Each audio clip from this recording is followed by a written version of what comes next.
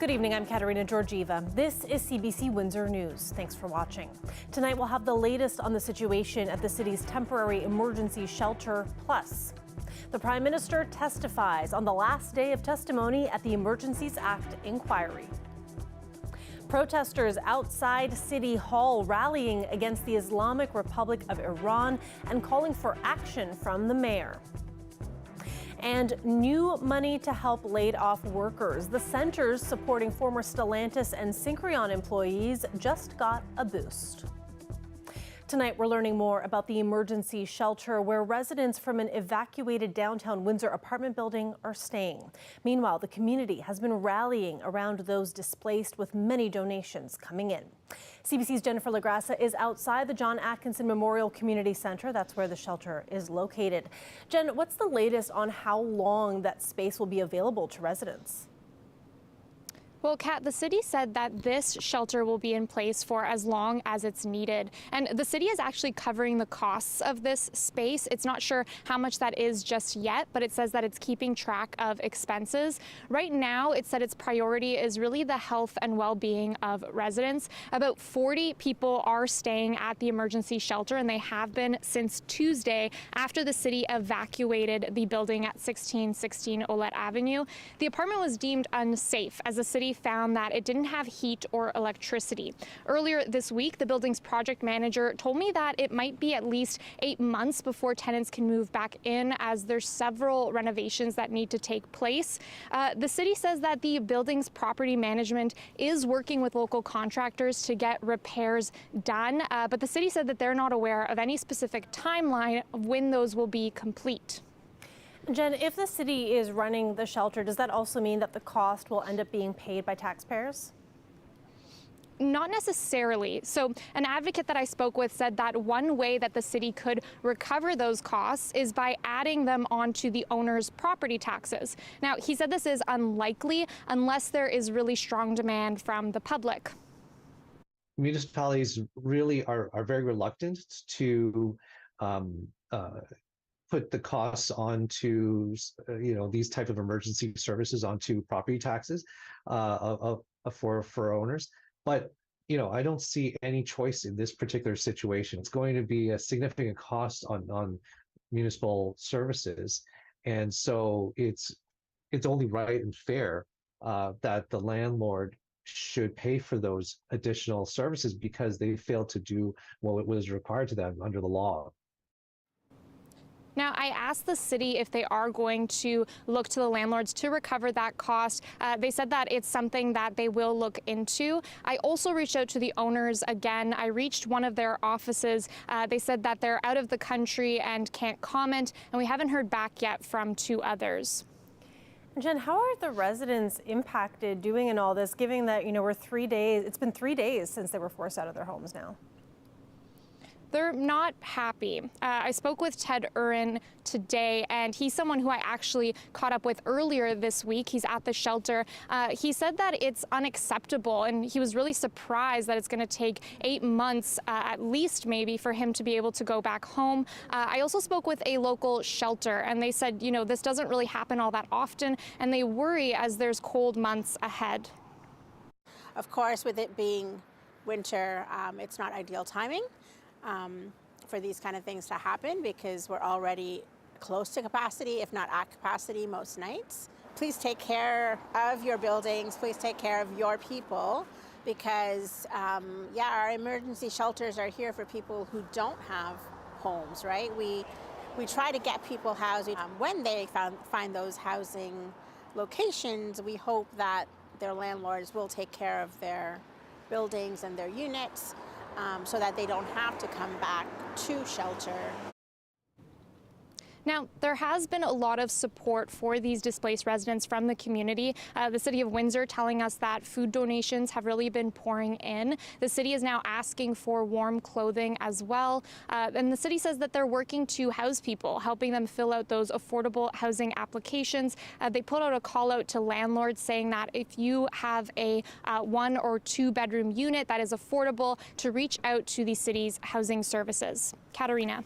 Thanks for this, Jen. CBC's Jennifer LaGrassa live tonight. The community gathered to raise a flag at Charles Clark Square for the International Day for the Elimination of Violence Against Women. I don't know that violence is not decreased. We work towards ending it, and we want people to talk about it, and we want to provide supports for women, but I don't know that we're seeing a reduction. And when we talked about the femicide rates, you know, at 52 femicides in the last year in Ontario, that's an increase over time, and I think that you know, we need to work together to put a stop to it. Gunther says their shelter and programs are running at full capacity. She says people need to be reminded that violence against women exists and femicide, the deliberate murder of women by men, is happening, and we all need to work together to end it. And at the same time as the flag was being raised at the square, there was another protest across the street. It was a rally against the Islamic Republic of Iran and condemning violence against women and protesters in Iran. We have been protesting every week for the past I believe more than 2 months now, from what happened in Iran with Mahsa Amini. The morality police murdered her because of her hijab. And we have been doing this every week. We are trying to be the voice of Iranians in Iran, protesting for freedom, human rights, and for a revolution to happen in Iran. So what we have gathered here, it's pictures of people who have been killed, arrested by the government in the past 2 months.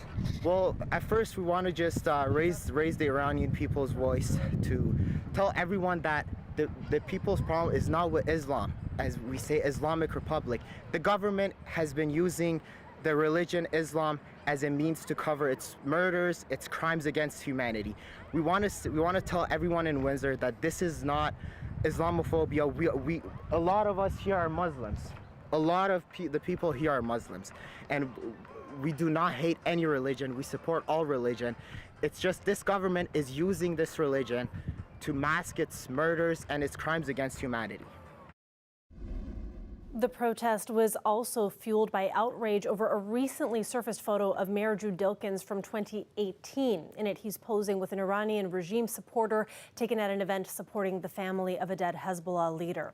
The protest leader at City Hall today wants the mayor to do more beyond the statement released yesterday, where the mayor said he has little recollection of the event, would never have stayed had the focus been hate or discrimination, and added that it's impossible to know the views of each individual who asks to have a photo taken with him. And yesterday, the UN Human Rights Council voted to condemn the bloody crackdown on peaceful protests in Iran and create an independent fact-finding mission to investigate alleged abuses, particularly those committed against women and children. As of yesterday, according to human rights activists in Iran, at least 426 people have been killed and more than 17,400 people have been arrested. Prime Minister Justin Trudeau made his highly anticipated appearance before the inquiry into the federal government's use of the Emergencies Act. Trudeau says police were simply not doing their job, and he defended the decision to invoke the act to end the convoy protests last winter. CBC's Rafi Boudjikanian has the details. 3 weeks into February, the convoy cleared out. Something that would have been a lot harder, Prime Minister Justin Trudeau insisted, if his government had not invoked the Emergencies Act. We heard from various authorities and police of jurisdiction, don't worry, we got this. I mean, we heard in testimony here that there was a plan on the 13th that the Ottawa Police Services pulled together. I would recommend people take a look at that actual plan, which wasn't a plan at all.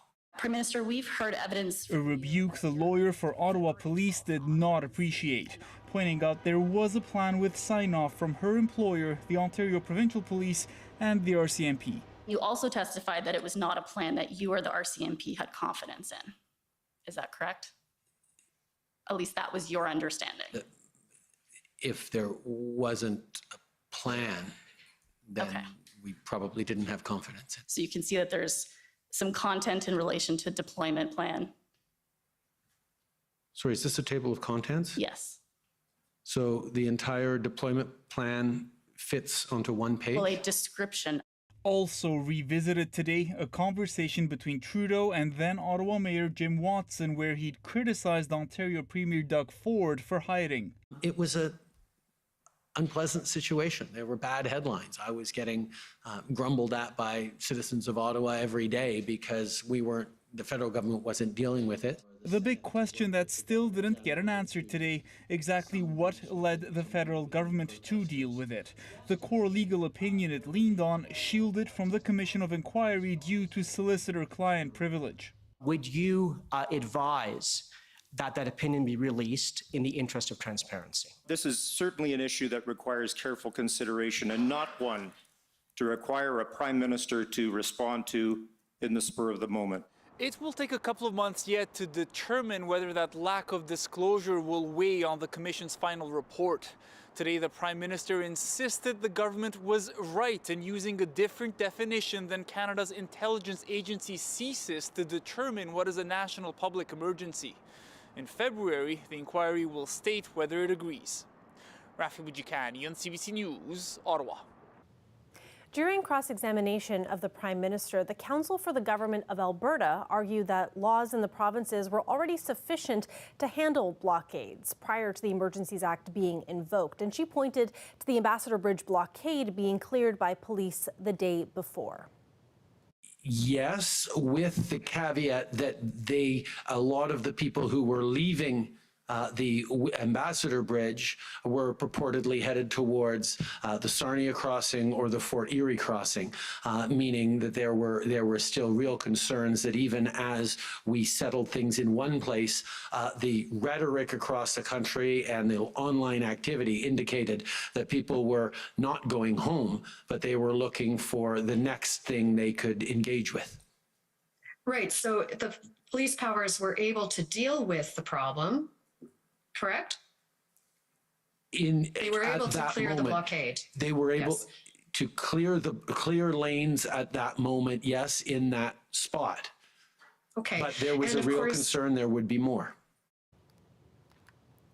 And during cross-examination, the lawyer for the city of Windsor also brought up a request from our city asking all 3 levels of government to come up with a plan to protect border crossings in the future.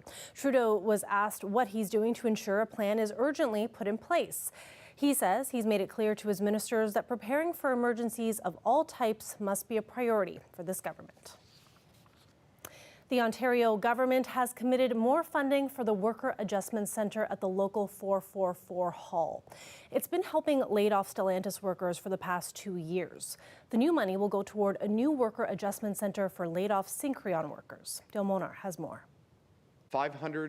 Ontario Labour Minister Monty McNaughton made the announcement in the basement of the Turner Road Union Hall to announce $190,000 to keep that adjustment centre running for another year and $360,000 for the new adjustment centre at the 195 Union Hall for 289 laid-off Syncreon workers. Laid-off workers can get help with resumes, cover letters, one-on-one career counseling, and tailored advice on their job searches so they can land quickly on their feet and into their next role in Windsor's growing auto sector. The local 444 Adjustment Centre has helped about 600 workers so far over the past 2 years, and the extension will help another 530. The Adjustment Centre at the 195 Hall has helped about 10 to 15 workers get jobs at local feeder plants since it opened on October 18th, but most will need a lot of help finding work. Well, because the average age of our worker is 50 and the average years of service was 15, so they have not been in the workforce, majority of them, for 15 years. The union is also fighting for employment insurance reform because many of the Syncreon workers don't qualify for EI benefits for a number of reasons, one of which is that benefits are calculated based on the unemployment rate in a jurisdiction and not where the plant is located. Linda Poho and her husband Mike Borovic both worked at the Syncreon plant and now are coordinators at the Adjustment Centre. They both live in Windsor, but say if that wasn't the case, they could get different payments. She could simply be outside of Windsor and be allotted a certain amount of benefits, yet I'm in Windsor and I can have the same or different types of benefits within there. And because Syncreon closed just after the federal COVID rules regarding severance pay expired, some of the workers won't get EI benefits. So right now, Syncreon workers and others have to burn up all the severance monies first before they can collect EI. The union says MP Eric Kuzmerchik is on the case.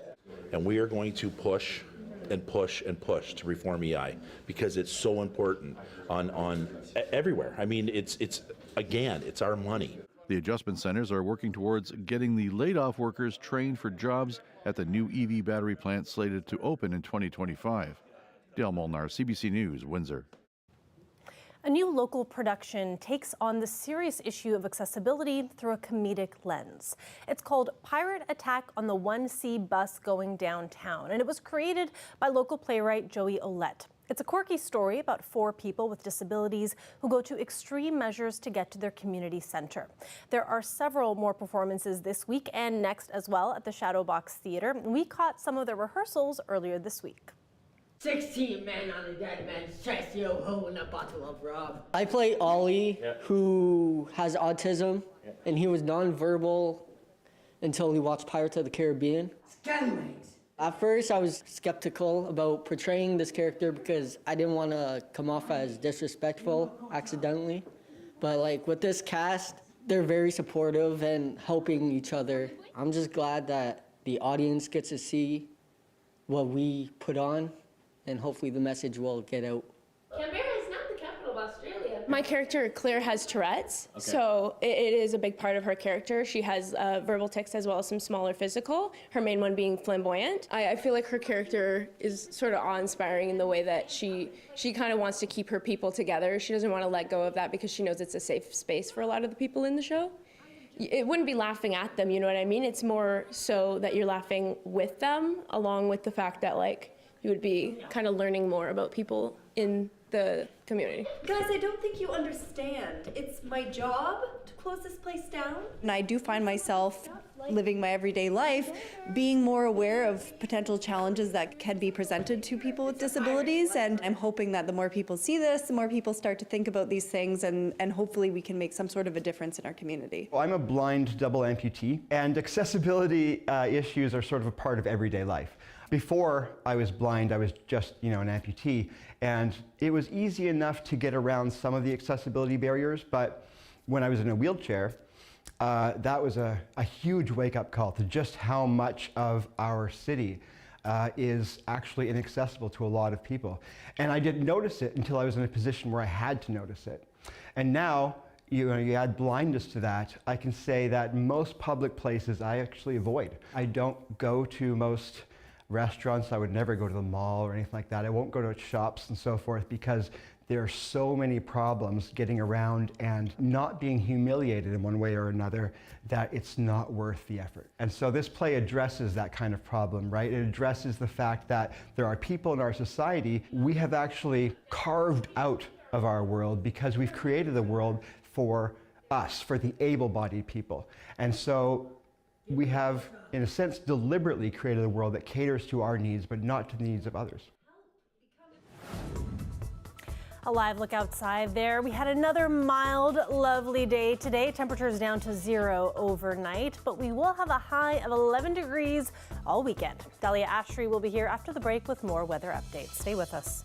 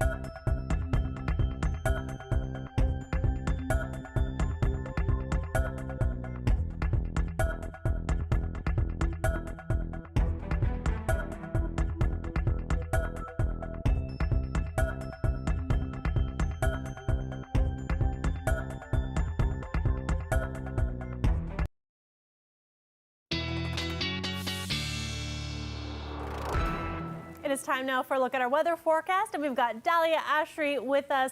Dahlia, it is Friday. A lot of us are excited. I know I'm excited. I'm sure you're excited.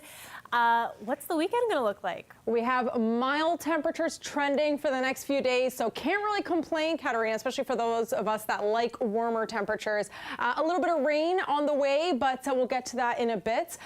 First, let's take a look at the daily stats. I mean, the normal high usually is 5 degrees, and we are sitting well above seasonal temperatures. Today's daytime high is 10 degrees, and even for the low, sitting well above those seasonal temperatures as well, 7 degrees for the low. It is currently 6 degrees in Windsor, so again, pretty warm. It will cool down tonight, but we'll get to that in a bit. Something to look forward to over the next few days, though, is those mild temperatures.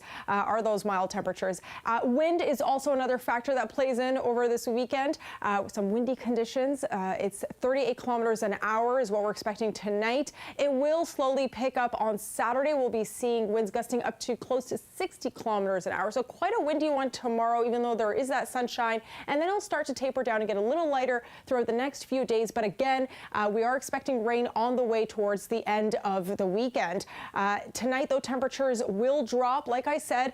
And look at that, all that rain and precipitation making its way through from south of the border into Windsor on Sunday. And then it gets quite heavy. So we're really going to see rain all throughout the day on Sunday, which is a great time for those of you that are cheering on for Team Canada for FIFA World Cup. You could stay indoors and watch the game. Head outdoors on Saturday and enjoy that while it's dry and sunny. But Sunday is the day to enjoy a game indoors, really. And then tonight, temperatures will drop. It will cool down a bit, 0 degrees for the low, and then quite chilly for the rest of southwestern Ontario. We're going to see temperatures below that sub-zero mark in Sarnia, Chatham-Kent, and London, anywhere between -2 to -3. Now, look at that. Trending weather, temperatures mild, something that most people are looking forward to. I mean, we're seeing temperatures in the double digits tomorrow and Sunday, but you will need your umbrella for Sunday and then Wednesday again. So again, Sunday, go Team Canada. Hopefully not gloomy and rainy for the team. Hopefully a win for them.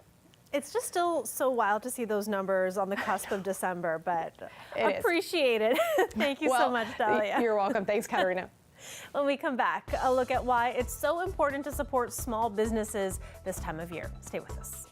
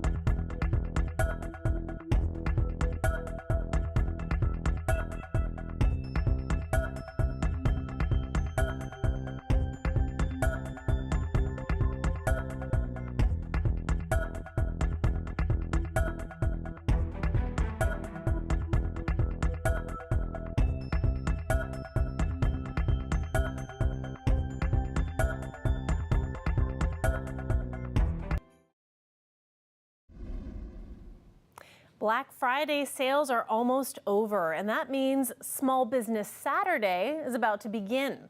Local Windsor stores say this time of year it's important to shop small, and they're ready to welcome a wave of holiday shoppers. I'm hoping for that. I know the holiday season's upon us, so having something like Small Business Saturday really helps.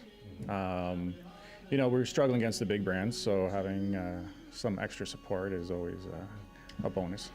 I'd say definitely come out. Well, we need your support, and we appreciate it, and it helps the community. So come buy clothes from us. During the pandemic, it was the local outdoor markets that kept us in business.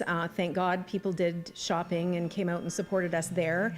Now that COVID is over, or somewhat, we need people to start coming into the stores to keep us in business going forward, you know, so we can invest in our city and keep going. So just walk around your local neighborhood and go into the stores and introduce yourself to the owners. It's most of the time the owner is working behind the counter, so we love to meet people and find out where they're coming from, and yeah, just check out your neighborhood. Most people avoid the beach on a stormy day, but not Cody Evans. The howling wind and the churning waters are what draw the Ingersoll photographer to Lake Erie regularly, with the mission of capturing the perfect shot. And November 18th was his lucky day. I usually watch the Weather Network for winds, and when it's a really windy day, I usually make my way down to the lake. Been trying to get shots like this for about 3 years. The 18th on Friday, it just happened. I got a whole bunch of great shots that day. When the sun's out and it's backlighting the waves, you get that really bright white spray, and then the shadows in the wave are really dark, which really defines the images in it. Between the 2 days, I took over 10,000 photos. One of those pictures, I was scrolling through fairly quick, and then it popped up, and I was just like, whoa. That's amazing. That is it for CBC Windsor News. For news anytime, go to our website at cbc.ca/Windsor. And you can also find all of our information about Sounds of the Season and how to donate. We're collecting funds over the next month. We are also on social media as well. You can find us on Facebook, Instagram, and Twitter. Thanks for watching, and have a great night and a wonderful weekend.